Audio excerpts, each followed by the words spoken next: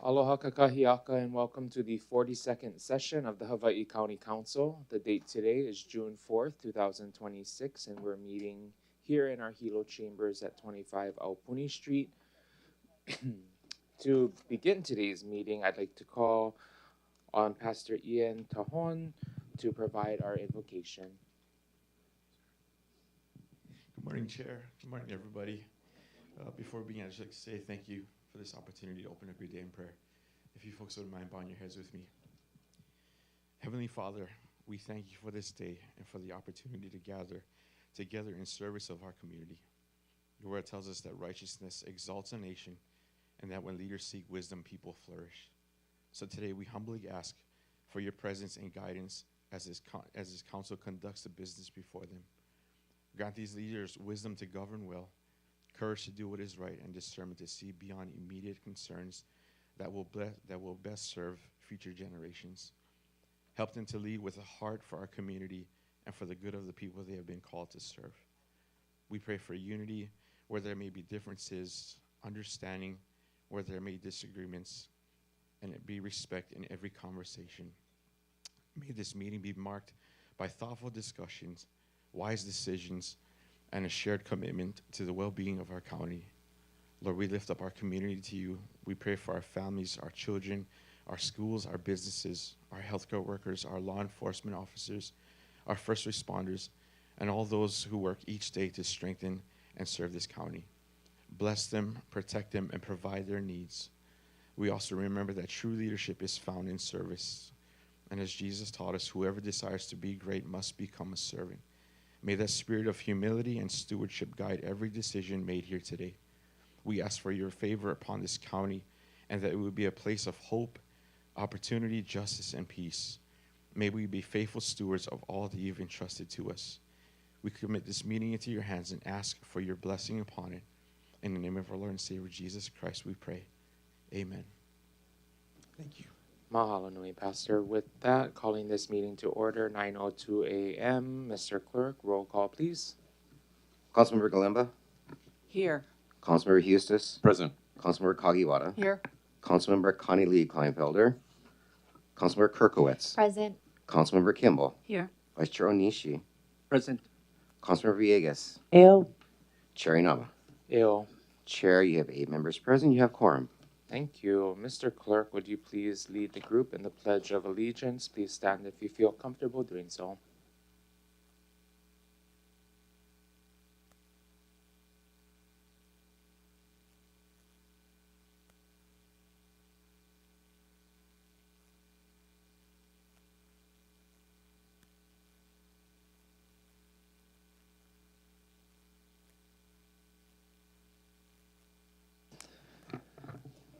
Alrighty, we shall jump right into statements from the public. Thank you, Chair Inaba. Unless anything has changed in the last 120 seconds, you have no testifiers for this meeting today. Okay, then we can proceed with the Bill 135. Bill 135, Draft 3, establishes an operating budget for the County of Hawaii for the fiscal year July 1, 2026 to June 30, 2027. Draft 3 includes estimated revenues of $976,408,620 and appropriations of $975,980,388. This is introduced by Councilmember Connie Lee Kleinfelder by request. Public hearing was held on this matter on May 19th, and the Council passed this on first reading on May 21, 2026. And we have Communication 754.11, also known as Memo Number 1, from Councilmember Jen Kagiwara, dated May 27, 2026, transmitting a proposed amendment to the general fund revenue and expenditure accounts by increasing the fund balance from previous year in the amount of $25,000 and increasing the animal control, other current expenses, miscellaneous materials and supplies in the amount of $25,000 to add a new line item for dangerous dog signage. And we have Communication 754.12, also known as Memo Number 2, from Councilmember Haleko Goro Inaba, dated May 28, 2026, transmitting proposed amendments to the amounts of the following revenue and expenditure accounts. 1. General Fund, increases real property taxes in the amount of $16,800,000. Decreases fund balance from previous year in the amount of $16,422,000. Increases transfer to public access open space preservation fund miscellaneous charges in the amount of $336,000. increases transfer to Public Access Open Space Preservation Maintenance Fund miscellaneous charges in the amount of $42,000.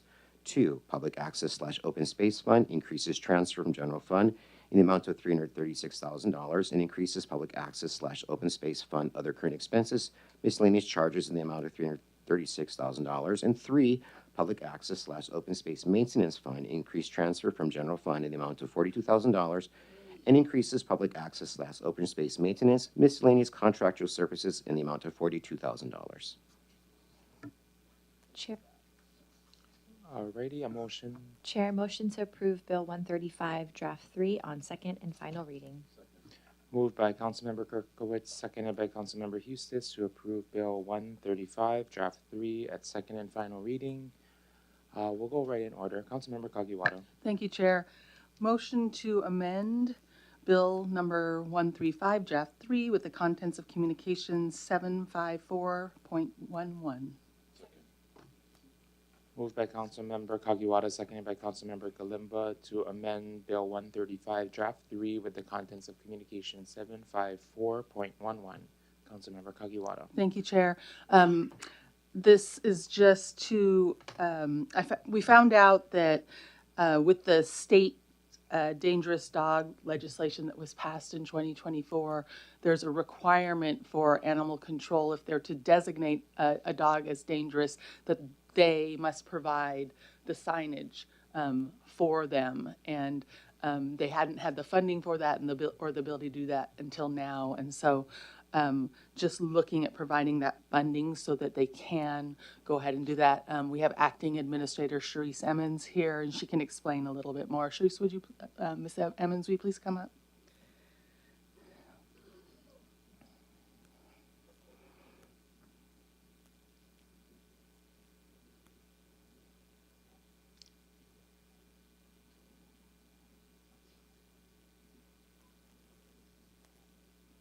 Thank you, Acting Administrator. If you would, please just explain about the law briefly, and then maybe about the signage and the costs. Aloha, good morning. Thank you so much. Like you had mentioned, Please introduce yourself for the record. Thank you. So sorry. I'm Acting Administrator for Animal Control and Protection Agency, Sharice Emmons. Like you had mentioned, under Hawaiʻi Revised Statutes 711-1142, subsection 1, I, we are required to place on the owner's premises a sign or signs provided by the Animal Control Authority informing the public of the presence and dangerousness of the dangerous dog. And we did create a mock-up as well of the sign, which I can provide. It looks like this. Sorry, I didn't. It will be much larger. I Yes. believe it's 11 by 14 is what we've created. Thank you so much. So basically, yeah, we didn't want this to be a reason that we weren't basically following through with the state dangerous dog ability to cite people and get these dogs more under control in the community. So just looking for people's support, but anybody has questions, Administrator, or I can try to answer. Thank you. Vice Chair Onishi. Thank you, Chair. So the signs that you folks will be making will be for public use? Yeah, we would be giving them to the public when we designate a dog as dangerous. It's required under So state law, they just passed that law? Most of it took effect July of last year. Okay, okay. And so, I know you weren't here, but I guess council members, did anybody follow it, track that law? Because, I mean, now the state makes a law, puts the burden upon the county to be, I guess, the stewardship of getting these things done, right? Which is, to me, not correct. Because they tried this past session to do about the shopping carts. And they were going to put the burden upon the clerk's office, be in charge of monitoring all these shopping carts that are on the streets. And so that didn't pass, right? So just to, I just was wondering. Okay, thank you. But I wanted to bring up Finance Director.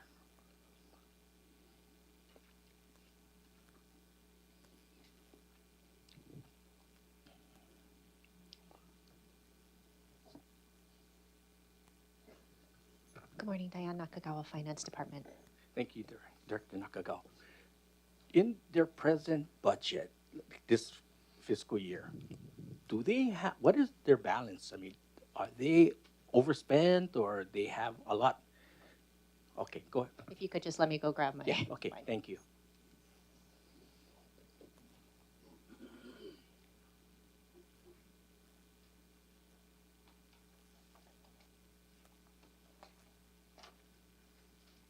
Chair, I can answer the earlier question while we're waiting. Okay, go ahead. Okay, I just wanted to state that, the state actually was kind of following on our legislation that we passed.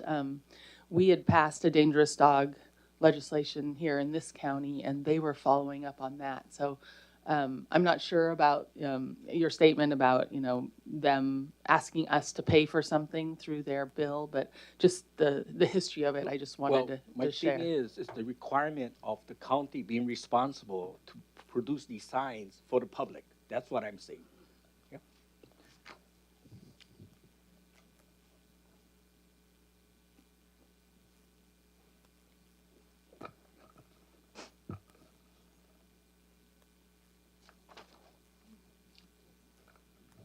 Okay. So in the department's current 26-27 estimate, it is 4.4 million. Previous year was 4.5 million. In our actuals from 24-25, it's 3.4 million. I will say the department has struggled a bit with filling some of their positions, and the department can definitely elaborate in those areas. In contractual services, they have been underspent in like our miscellaneous contractuals specifically. So up to date, I don't have the current date, Okay. current expenditures to date as of today with me right now. We can certainly do that. But maybe the department would like to speak to expenditures, just kind of where you've been. I know a lot of it has been on, there's been an effort to increase, to purchase more things that's needed. As this department, was fairly new and a startup, it's taken a little bit to get to where we need to be. So spending has taken a bit for equipment, for personnel, but maybe you can talk about the progress. Yeah, that's correct. We have been increasing our spending, especially when it comes to personal protective equipment, increasing tools that can keep the staff safe, not only in the shelter, but out in the field. We've increased our purchasing of different equipment that can be used in the shelter to communicate between staff, because the facility is quite large. The East Side facility.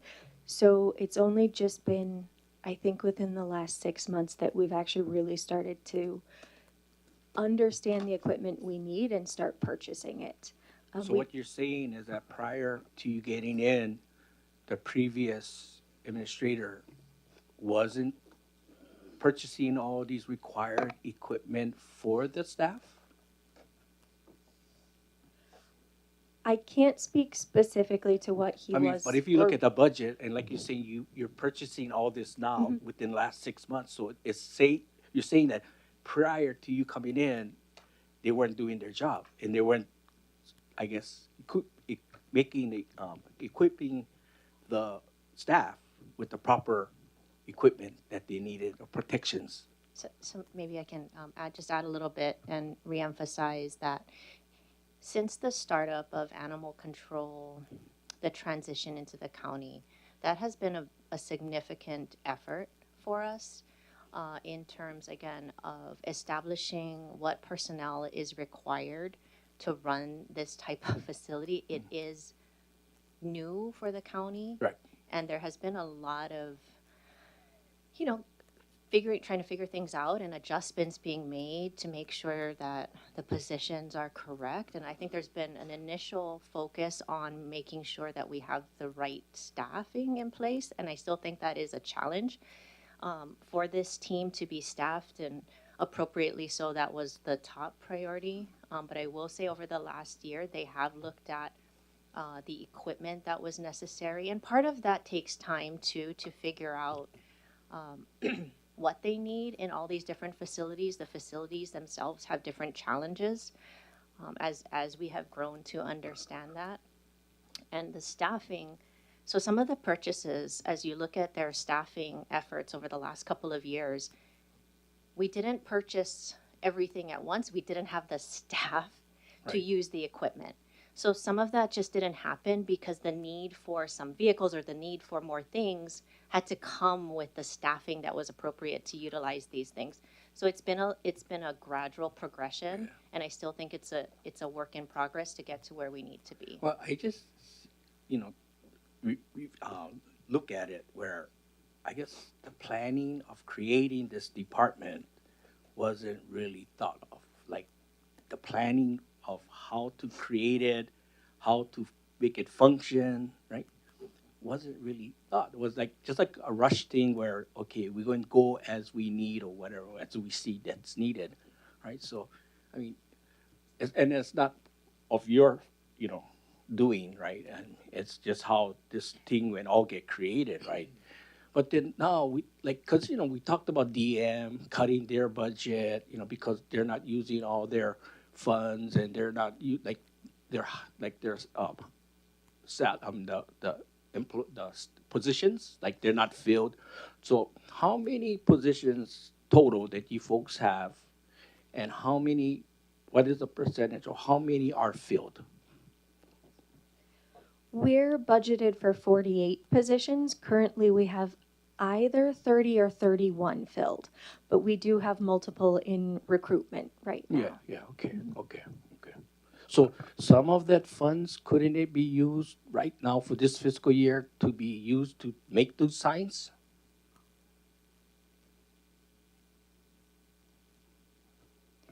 So the funds that we have budgeted for their salaries and wages, I think it's critical that they continue to recruit and are able to staff appropriately. Right, okay.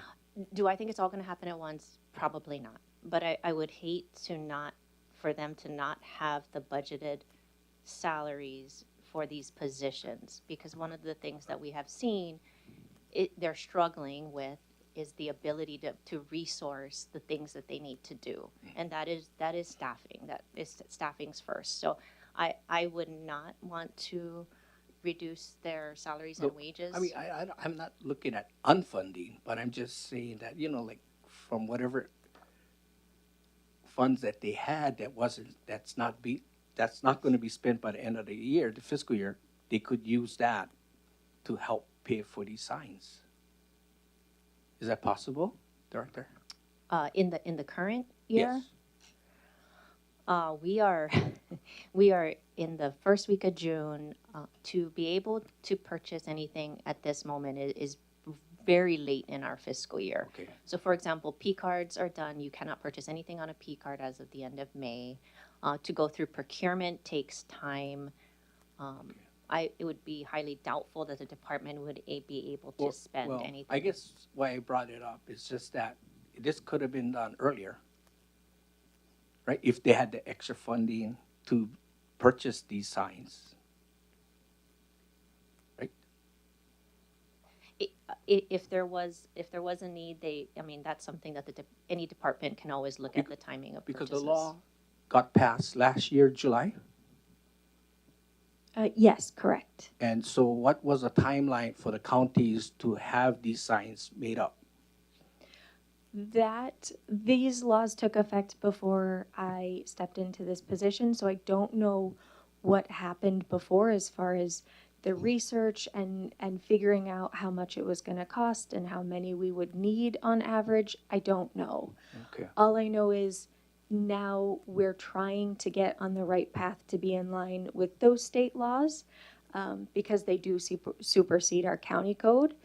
And in order to do that, as it's listed in the state law, we have to provide those signs. Right. Yeah. And so that's why hearing it now, we're like almost 1 year later after the state law passed, right? And so if anything had happened in between when the law passed till now, county could have been liable, right?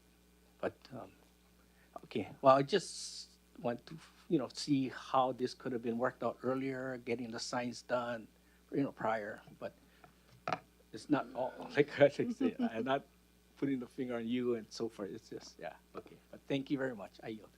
Thank you. Any other discussion? Councilmember Eustace. Thank you, Chair. Thank you, Administrator.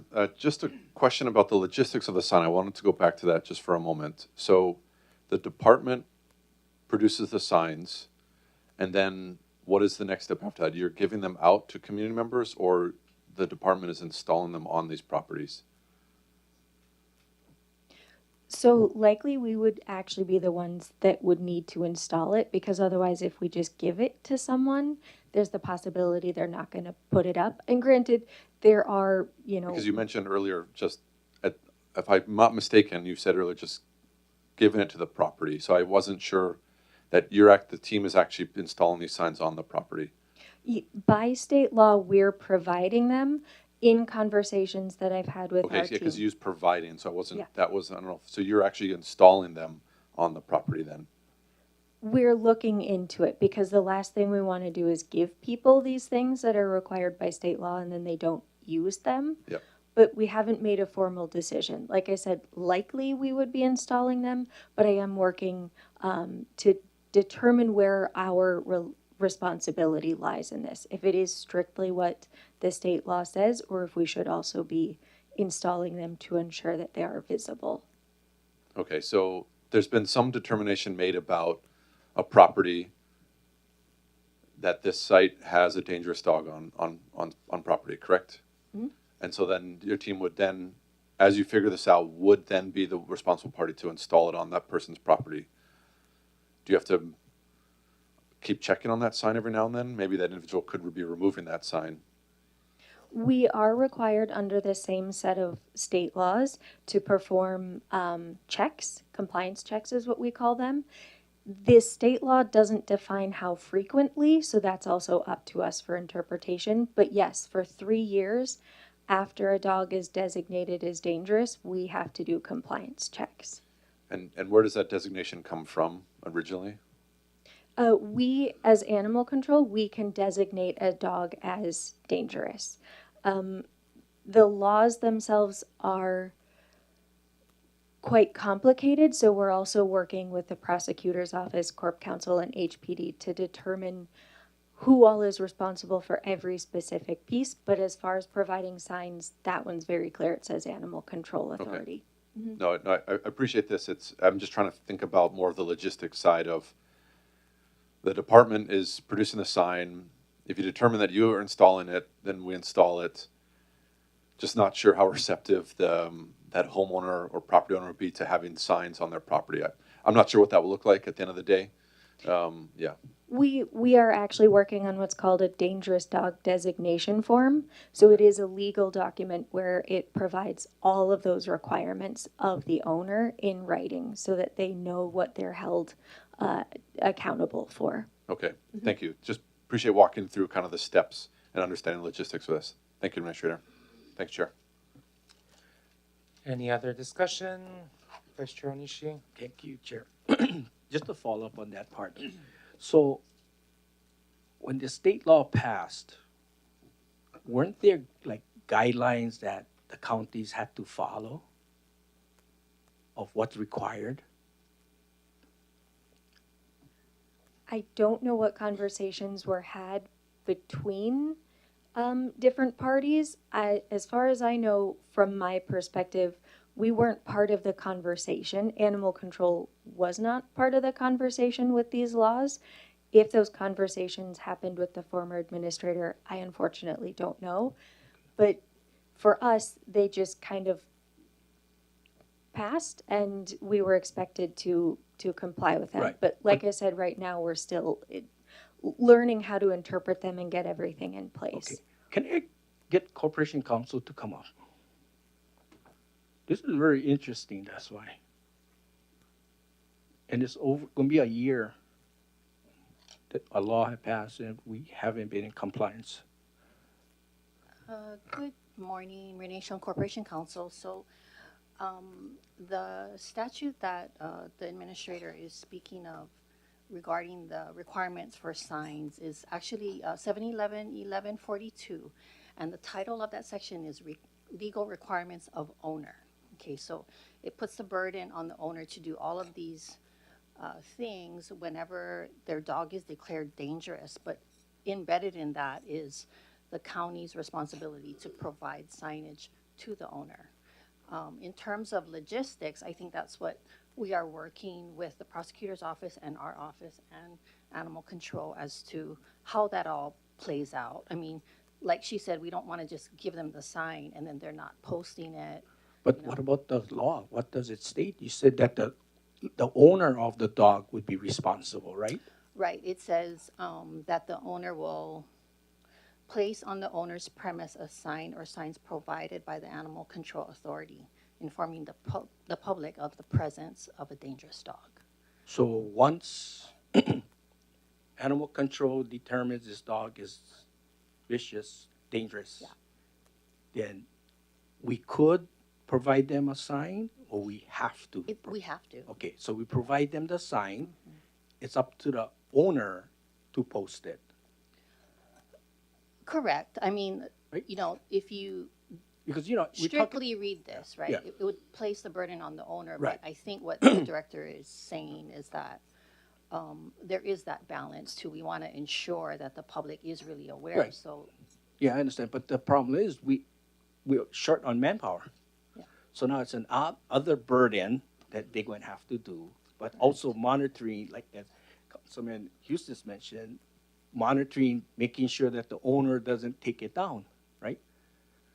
Yeah, so you're already short-handed, and now you got another extra duty. How it's going to work out, right?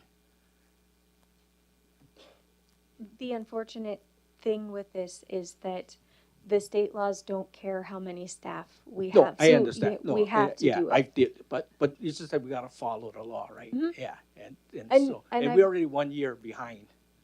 Yeah, I've already been speaking with my team. They're aware of it. We actually do compliance checks already for different court cases. So this isn't actually entirely unheard of. Okay. It's just a longer process. Right. And then as Corporation Counsel mentioned that, I guess with the law, the way it states, I guess animal control just need to provide them, the owner, with the sign, and they're responsible to post it within what the law states. If we go strictly black and white by what the law says, yeah, absolutely, that's our minimum requirement. Okay. But given how much publicity there is around dangerous dog cases and the fact that we're trying to be much more proactive instead of reactive, we want to make sure we're doing as much as we I understand realistically that, but can. I'm just looking at you don't have enough manpower, right? And then the thing is, what if they don't have a fence? Then you're gonna have to put up a post with the sign? I think it just says it has to be someplace visible. So if we get to that situation, then we improvise. It's what we do all the time. We get creative. Okay, thanks, I yield. Thank you. All those, actually, we'll do a roll call vote, please, Mr. Clerk. On the motion to amend Bill 135, Draft 3 with the contents of Communications 754.11, Councilmember Galemba. Aye. Councilmember Eustis. Aye. Councilmember Kagiwara. Aye. Councilmember Connolly Kleinfelder. Councilmember Kirkowitz. Aye. Councilmember Campbell. Aye. Vice Chair Onishi. Aye. Councilmember Villegas. Aye. Chair Nava. Aye. Chair Nava, you have 8 votes in favor, with Councilmember Connolly Kleinfelder being absent. Can I get a motion, please, to further amend Bill 135, Draft 3 with the contents of Communication 754.12? So moved. Moved by Councilmember Villegas, seconded by Vice Chair Onishi to further amend Bill 135, Draft 3 as amended with the contents of Communication 754.12. This amendment was worked on with the Finance Department and adjusts the PONC and PONC maintenance funds for the upcoming fiscal year based on the real property taxes. If anyone has questions, feel free to call on them. Any discussion? I have a question. Yeah, Yes, thank you. Councilmember Kimball. Yes, to the finance department, just want clarity that the PONC maintenance funds in particular are only eligible to be used on properties that the county owns that were purchased through the PONC program.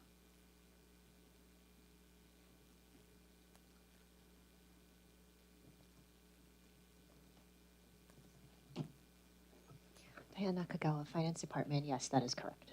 Okay, so with other parcels owned by the county or EO'd to the county, is the maintenance of those then assigned to the finance department, the property management division, or where do the resources come to manage those properties? So I would love to say that we are absolutely coordinated on all of it. The fact is that there are properties that are managed by different departments, and then there is some funding that is within property management. And that is one of the things we are trying to get a handle of with property management, our new property manager, to look at all of the county-owned property and to take a look at any maintenance needs that are required and the funding that's required. So there are properties that are within the departments that are maintained. There are some that are within property management. And the goal is to make sure that we have that all under one comprehensive list and then can make future decisions on whether or not we bring it all into one. Our property management team is pretty small, so we'd have to kind of take a look at that. And quite frankly, some of the properties that are managed by other departments, they have the staff and ability to do so that we don't in finance. Okay. Chair, I want to have a deeper discussion with finance about this, but I'll save it until we get to the main budget issue because I don't think it's pertinent to the amendment. But thank you, Director. Okay, any other discussion on this amendment? Seeing none, all those in favor of amending Bill 135, Draft 3 as amended with Communication 754.12, please say aye. Any opposed? Motion carries 8 ayes, 1 absent. Councilmember Cornelia Kleinfelder. The Communication 754.12 has passed to amend Bill 135, Draft 3.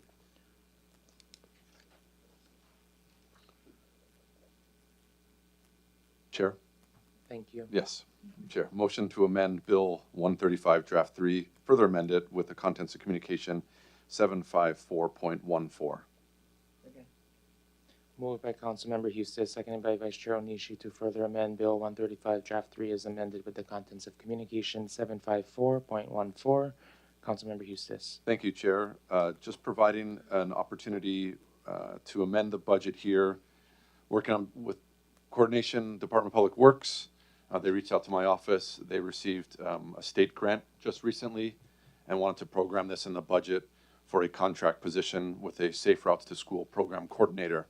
So I'll leave it there for now, and I'd welcome up our DPW team if they wanted to share a little bit of insight into the program here.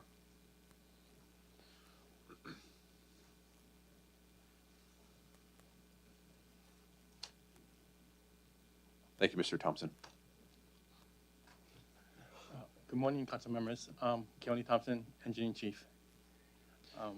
This is a existing contract position that was funded previously the last 2 years through the Transportation Alternatives Program, and that grant has expired. And so now we seek another route to fund this position, which is we got through the state Safe Routes to School grant, and it's 100% funded through the state. And so this will allow us to continue with the Safe Routes to School coordinator position. Thank you, Mr. Thompson. Thank you, Chair. All right, all those in favor of further amending Bill 135, Draft 3 with the contents of Communication 754.14, please say aye. Any opposed? Motion carries 8 ayes with Councilmember Cornelia Kleinfelder absent. The bill has been further amended with the contents of Communication 754.14. Chair, motion to further amend Bill 135, Draft 3 with the contents of Communication 754.15. Moved by Councilmember Eustace, seconded by Vice Chair Onishi to further amend Bill 135, Draft 3 with the contents of Communication 754.15. Councilmember Eustace. Thank you, Chair. This is a request to transfer funds from the fund balance to our capital projects. A direct transfer there of $2 million. Last year, we transferred $30 million to our capital projects, and this year, preceding this amendment here, we've transferred $15 million, or proposing to transfer $15 million. So definitely a decline in what we're proposing to work on some of our capital projects. I present this with you for consideration, just regarding the number of other capital projects we have on the books. I mean, as you've known and you've seen in the last hearing, I presented a couple of projects from District 9, but our list for capital projects is lengthy, and we really have a concerted effort for our wastewater projects, but we have other projects that I think we need to tackle as well. So this would give the administration just a little bit more to direct towards capital projects around the island, not targeting any specific project, but really just working on that project list and kind of trying to tackle things on the list. So we're not taking on that debt in other areas, but really directing funds to our capital projects. And I know you all have projects across the island, really seeking that geographic equity for capital projects, but want to provide that opportunity. Thank you for the consideration. Vice Chair Onishi. Thank you, Chair. Finance Director?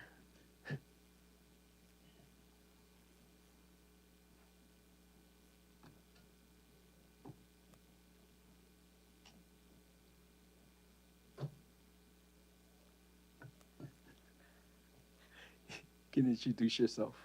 Diana Kagawa, Finance Department. Thank you for coming.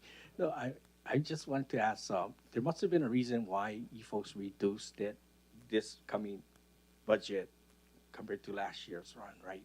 So if you want to explain why the reduction?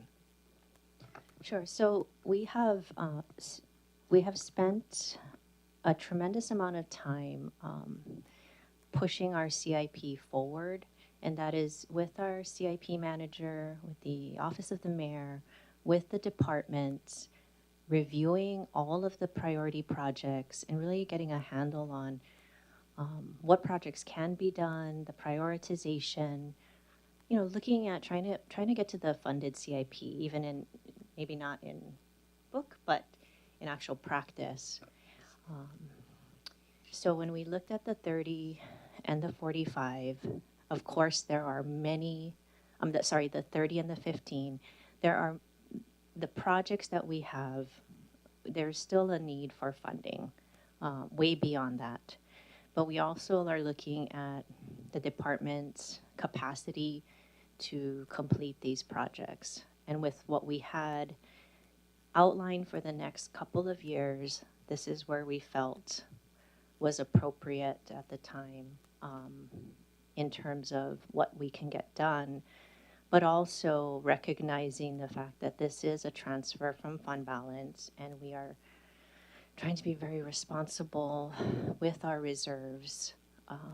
So just balancing the needs, the needs of capital projects being done, the need for reserves, the need for debt service, and looking at what we can do, that was where we thought would be appropriate. Is it exact? No. I mean, no. That is kind of where we thought we could do. And it does make sense where, as the administration, you folks review the departments and seeing for the next fiscal year if they're capable of getting these projects done, right? Of course. I mean, we continue to hear about resources as kind of a big issue in being able to get things completed. So we want to be realistic in the funding that was transferred, working with the departments, looking at timelines from procurement to also just managing projects to what can be done. Correct. Yeah. No, and that makes sense. Yeah. Thank you very much You're for welcome. that information. I'll yield. Councilmember Kagiwara. Thank you. Just a quick follow-up to that, Director. So I'm hearing you say that a lot of this had to do with the ability of the county to just take on and complete more projects in the next fiscal year. By adding $2 million to this, to the capital for this purpose, do we think we can do $2 million more of work within the next year? It's not programmed, so I'm not really sure.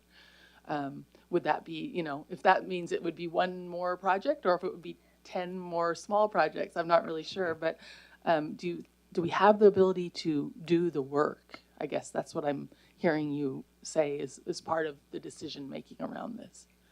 Sure. So it's not a easy yes or no. There would need to, again, we've been very thoughtful on spending a lot of time evaluating the projects and priorities, timelines, and what can be done. We're still actively working through the next couple of years. Our CIP manager is making sure that, working with the departments, what does that look like in terms of completion? We would have to go ahead and take a look at the list. Now, 2 million, depending on what project, could be one project, could be partial project, could be, it just depends on what's on the list. It could be doable. We just need to take a look at what's on the list already. The other thing to take into consideration is a lot of our projects are also coming in a lot higher than our estimates. So, meaning that this might not even provide funding for additional projects. It might only... It's a consideration, right? I mean, it's a consideration that we're seeing projects come in higher than we expected. Mm-hmm. So we just have to look, when we talk about our priorities and what we're moving forward to, it's a little bit of a moving target. As we go down the list, as we've all seen, some of them have come in a lot higher. So we have to kind of make some adjustments to those prioritized projects. Are you able to say what's at the top of the list? I don't have it in front of me. There's top of the list is a little different to me than just the priority of projects. Okay. So, we're happy to go through some of those priority projects. Like I said, we've spent an enormous amount of time with the bigger departments as a start. So DEM, DPW, and Parks. So we have a fairly good handle of all of those projects. I wouldn't say there's one top of the list. There are priority projects in all those departments. Okay, thank you. To the proposer, I get it, and it makes a lot of sense to want to do this. It is a little, not knowing where it's going and what it's going to be used for in such a tight era of budgeting and prioritizing for us makes it a little challenging for me, especially because we could have brought in more revenue and then this would have felt a lot more comfortable, but we decided not to do that. So I guess I would kind of like to know what this is going towards. Is it going to make up the difference of projects that are already in the works and paying for a higher amount that they're coming in at, or is it to work on something? I don't know. I have a little bit of a hard time with just the very general 2 million, and we don't know what exactly it's for. So, but yeah, love to hear more if other people have things to say. I yield. Councilmember Galimba. Thank you. Yeah, it is a little strange to just kind of move money around without a reason. That being said, I can understand that, yes, I'm sure projects are coming in higher than expected. And I guess the other part of it for me is, could you explain, if we don't manage to spend this extra $2 million because of restraints on, personnel, et cetera, what happens to that fund at the end of the year, that money? So the transfer to CIP will allow it to stay within the CIP. To the next year or correct. Indefinitely, yeah. I see. Okay. So there is some flexibility. I do understand the request to know where it's going exactly. But I can offer up that you can see on the CIP list, and as I've reiterated, and I apologize, I can go grab a list in the meantime of those projects that we're looking on with these departments. But I can tell you that the lists far outweigh the availability of funds. You know, our CIP appropriation is $375 million. So, I mean, we would continue to do the same process, I guess, with the funds that are available, and that is work with the departments and prioritize these projects and continue to work them through as our resources allow us to do, and make adjustments where we need to. So, I want to ask about like the practice, as you're getting towards the end of the year and there wasn't enough appropriated towards CIP for that year. Do you come in and ask for more funding for a particular project for that year? We could come in and ask for an increase in an appropriation. Okay. Yeah. Thank you. Yes, you're welcome. Councilmember Kakiwara. Just last thing, I'm just wondering where this request was. I'll just ask the introducer, was this just something that you thought of, or did a department or somebody else come to you to ask for this? Councilmember Eustace. Thanks, Chair. No, this is from me. This is from me personally, because of as I mentioned before, the appropriations that I put on the capital budget last year and even this year, this is kind of to help tackle and move some of these projects forward. I wanted to come in at a higher figure. This is definitely a conservative number for me in trying to help with some of the projects on the list.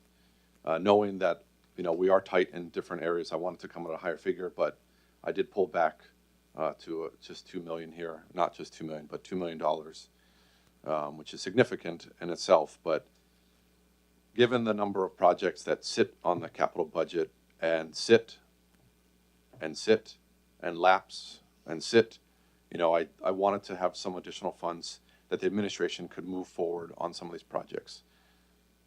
You know, speaking for District 9, and I know you can all speak for yourselves in the districts you represent, there are projects that you also want to see move forward, you know, beyond the wastewater projects. I know those are critical things that we are beholden to cover and take care of, but there are many other projects. I know you all have other projects that you want to see done for the communities. So this was just my attempt to give the administration a little bit more flexibility to tackle additional projects.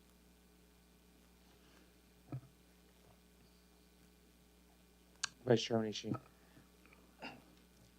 Director, can you come back again?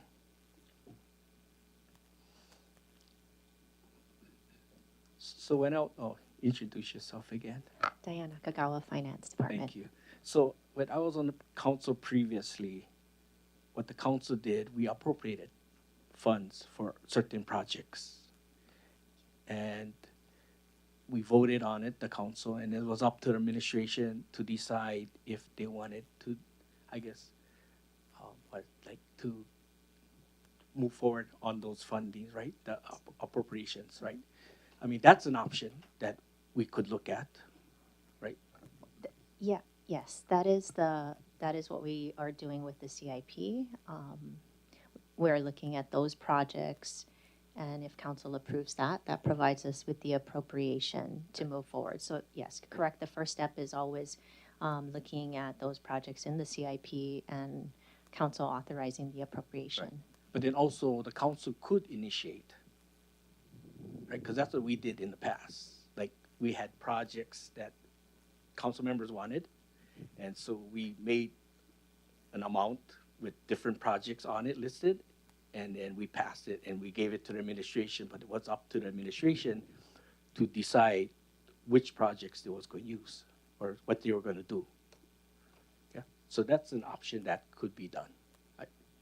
Thank you. I yield. Alrighty, we'll take a roll call vote on communication 754.15. On the motion to amend Bill 135, Draft 3 as amended with Communication 754.15, Councilmember Galemba. No. Councilmember Eustis. Aye. Councilmember Kagiwara. No. Councilmember Connolly Kleinfelder. Councilmember Kirkowitz. Aye. Councilmember Kimball. Aye. Vice Chair Onishi. No. Councilmember Villegas. Aye. Chair Inaba. Aye.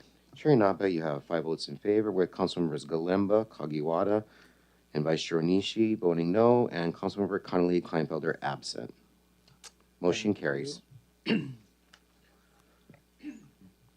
All right. I believe that brings us to the end of our amendments for the operating budget. Councilmember Kimball, did you have a discussion? Yes, if I may ask, the Finance Director and Deputy Director.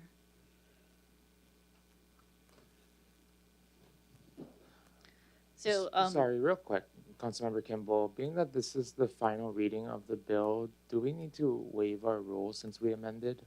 No, the rules make an exemption for the budget bill. Okay, thank you. Go ahead, Councilmember Kimball. yeah, thank you.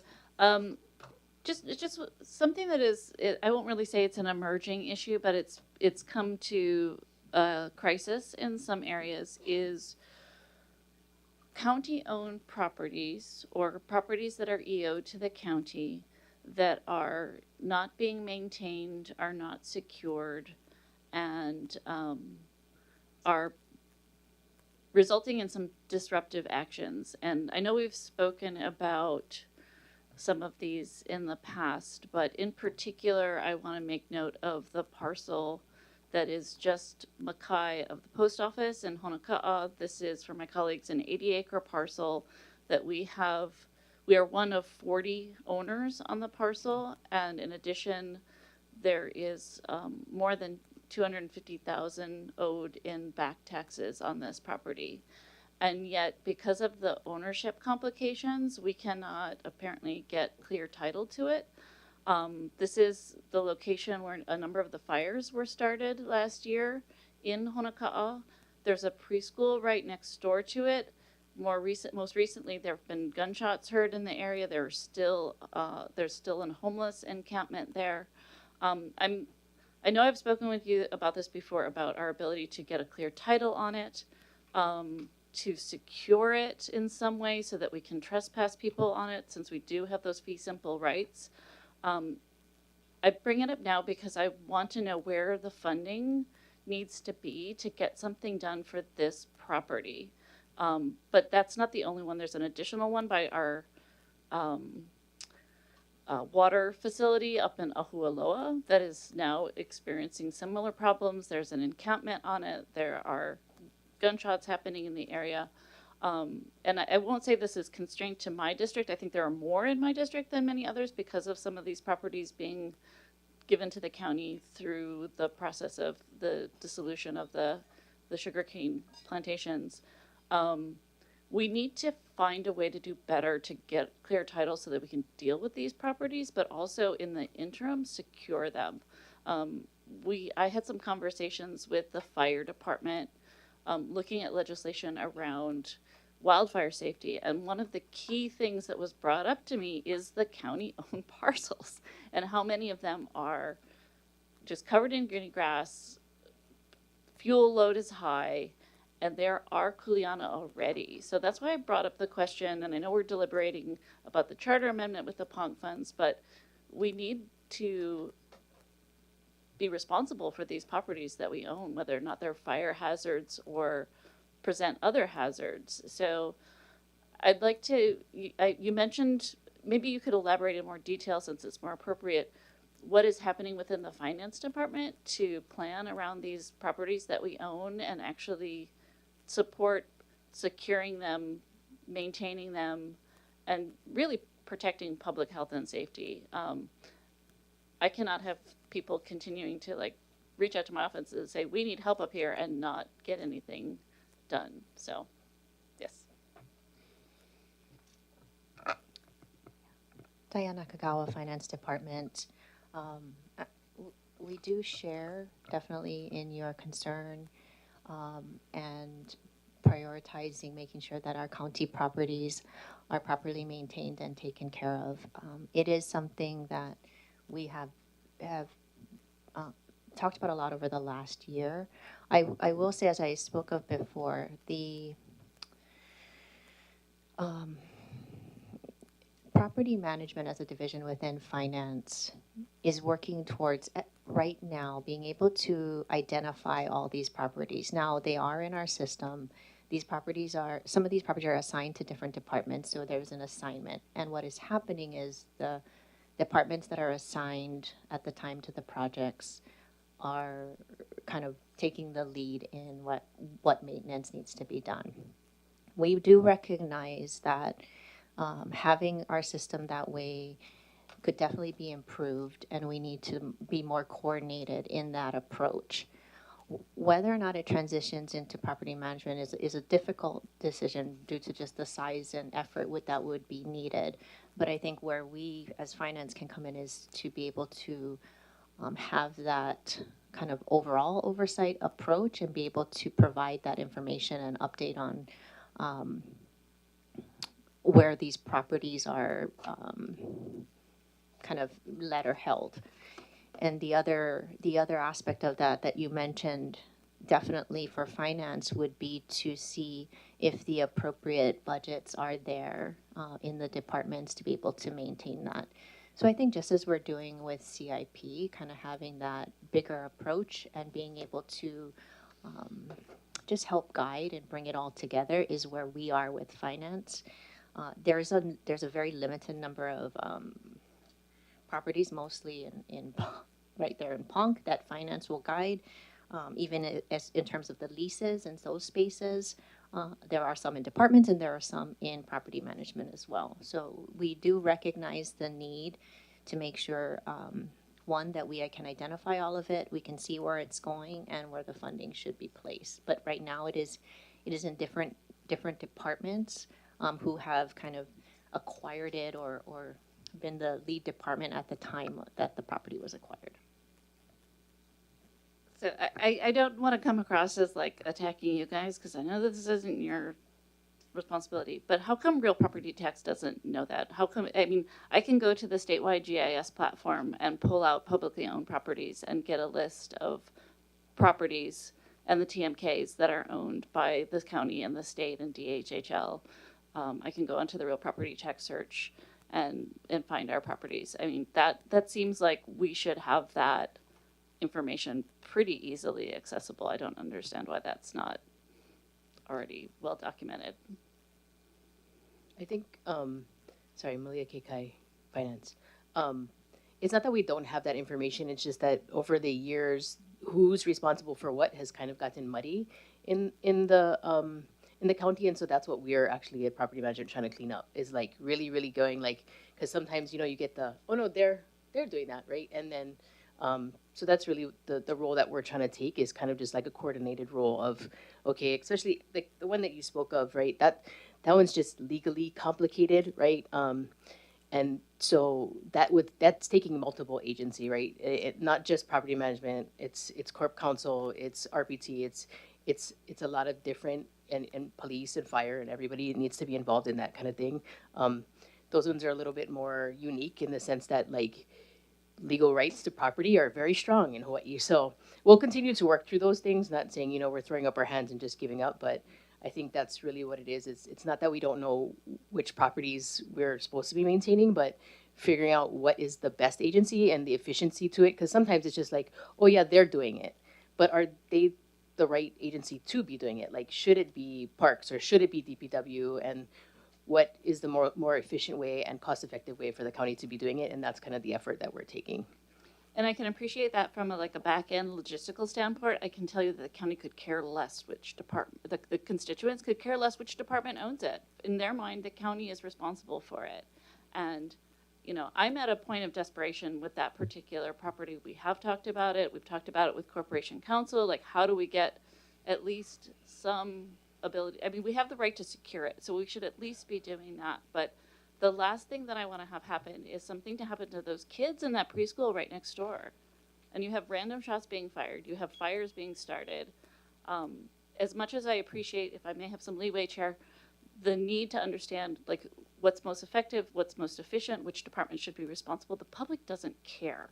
These are our properties and we need to be doing something for them. So my question in relationship to the budget here today is, do we need more money for a, to hire somebody in the county to do those title searches for us, which seems to be the problem with this particular property and getting clear title? Do we need more money for maintenance in another area, whether it's the departments or in the finance department? Like, how do we get this done today instead of tomorrow for some of these properties where my constituents are genuinely concerned for their safety? And I don't think we can just ignore that anymore. And again, I'm not trying to attack you two folks, but like I said, I'm in a place of desperation, and I just need to see something happen from the administration.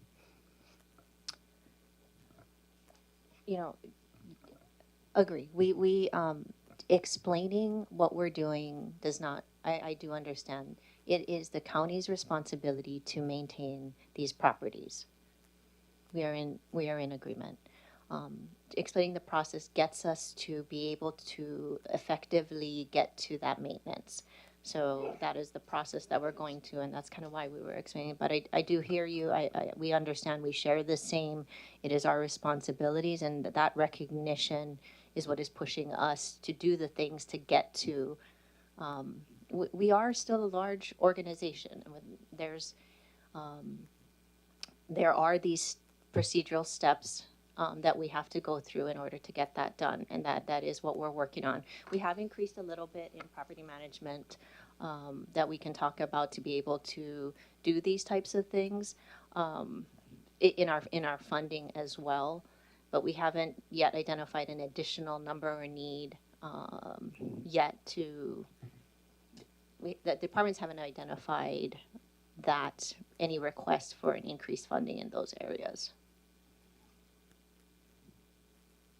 Yeah, I would just add, I think we have a sufficient amount for title reports and stuff. We did bump that a little bit, knowing that everything is a little bit more expensive in the sense title reports are being more common these days, and then also surveys and appraisals and such. So we did, I believe, budget sufficiently to address this property and others.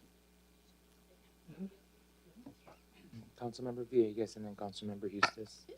Just real quick, Renee Schoen, Corporation Counsel. I just wanted to assure you that the mayor's office has been reaching out to my office, and we are taking steps to, the title piece is a whole nother thing, but immediately we're looking at trying to clear the property. And so we're taking steps to notify the current co-owners of the property before we go in and try to clear the area.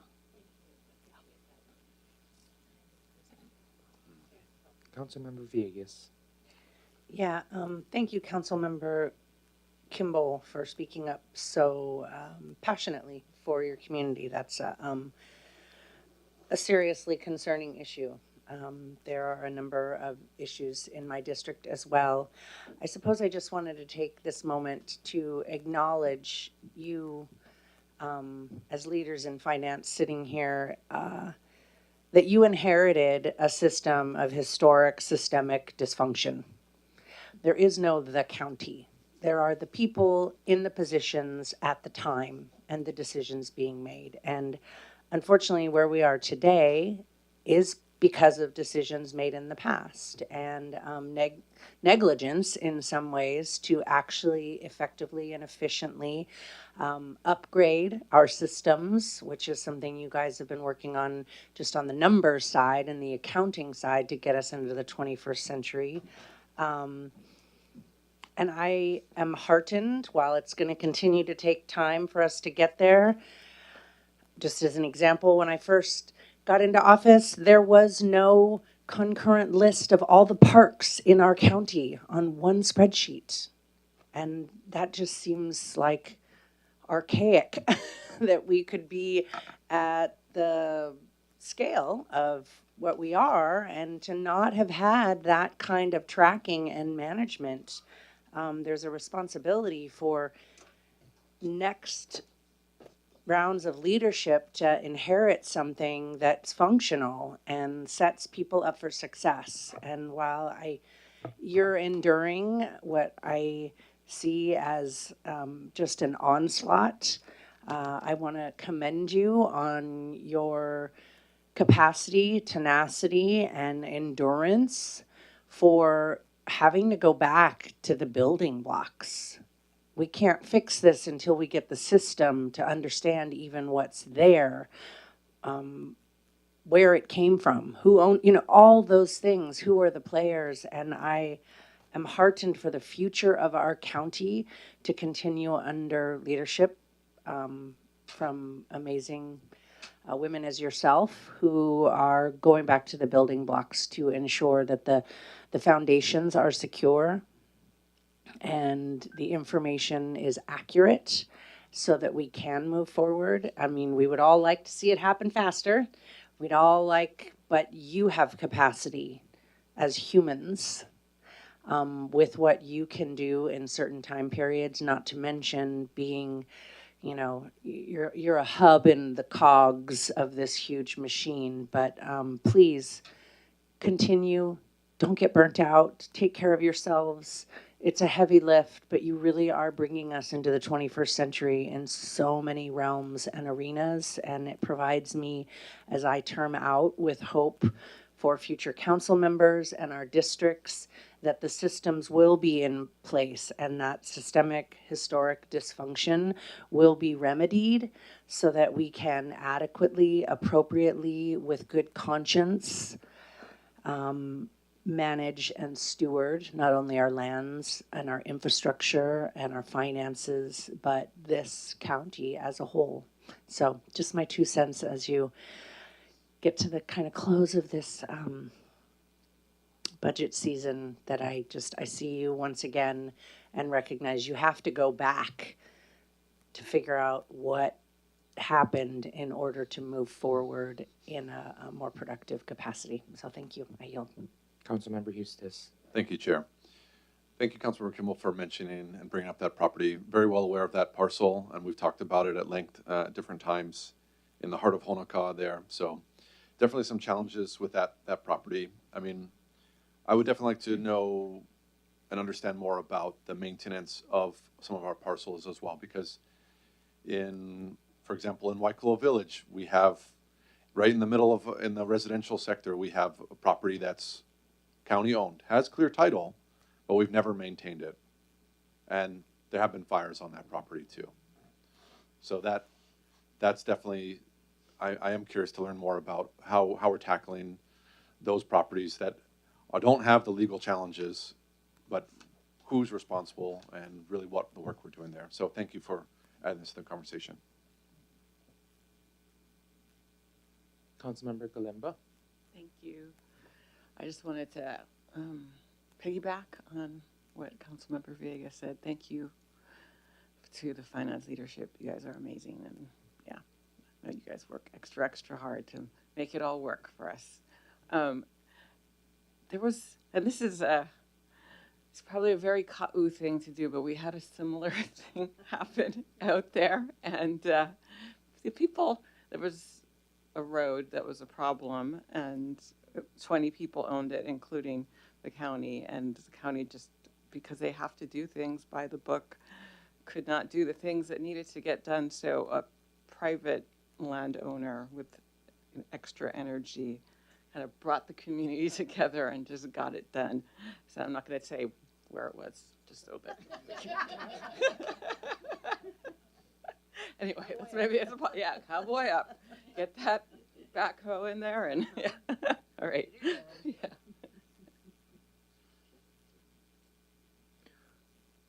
All those in favor of approving Bill 135, Draft 3 as amended, please say aye.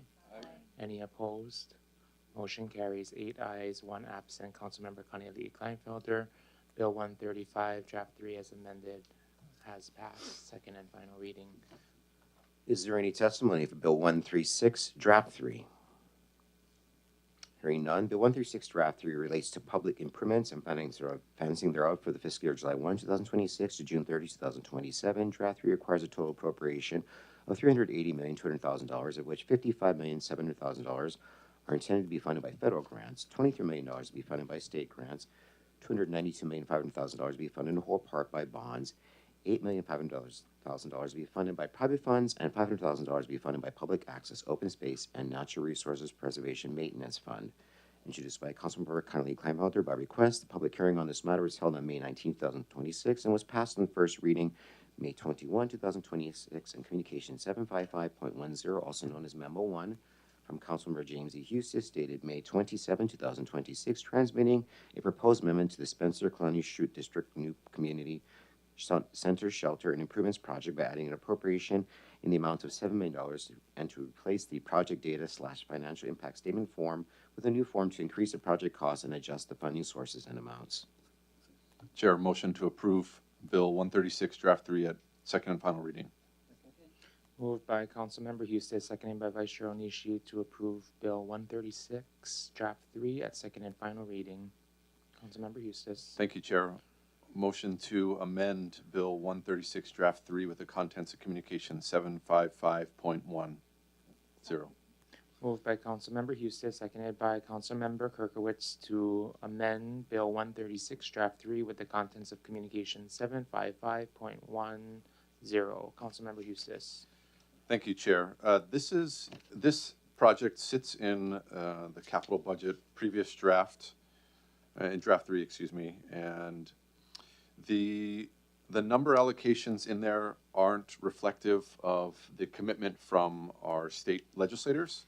So this attempts to change an update to reflect accordingly for this project in Waimea at the Kalaniʻi District Park with the evacuation center, community center, shelter there, excuse me.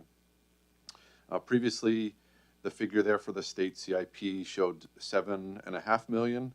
After their budget, they've committed $5 million.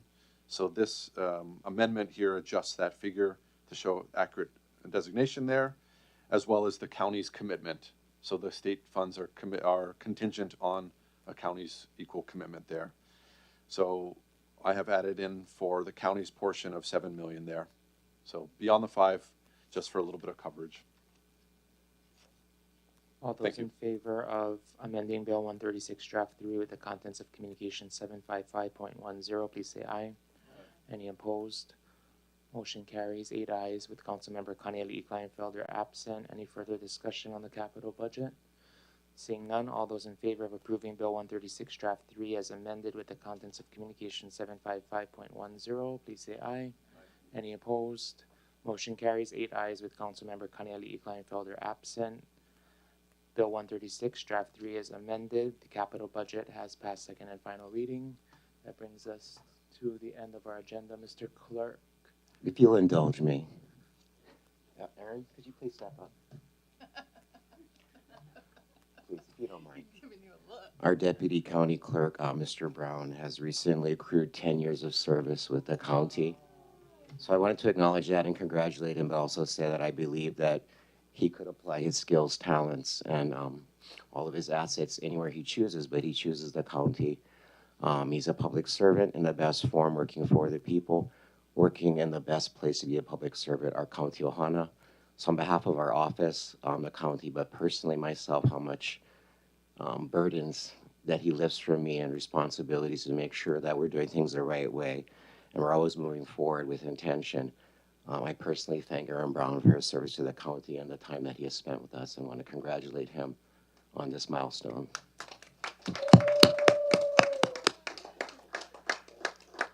A great moment of indulgement. Thank you, Mr. Clerk. And before we close out, Councilmember Villegas, please go ahead. Yes, it's unfortunate that I just saw in the news there's been another crash on Saddle Road, potential fatality. And for those of us who are going to be heading to different parts of the island, just to keep an eye on that, our hearts go out to those involved and the witnesses and the first responders that will be having to navigate best practices. Please, please, people, slow down, pay attention, consider the long-term repercussions of our actions when traveling at speeds that prior generations, humans didn't travel at such speeds. And there's a responsibility and accountability in doing so, to do so cautiously, consciously, and with care. So as those of us navigate our ways home today, our hearts go out to those involved in or touched by what's happened this morning. Thank you, Councilmember Villegas. And before we adjourn the meeting, again, our sincere gratitude to the finance department and budget teams. The fact that we have so few amendments as part of this budget process shows the work that you do to work with council members and the mayor to ensure our budget is not just balanced, but meeting the needs of the communities across our island.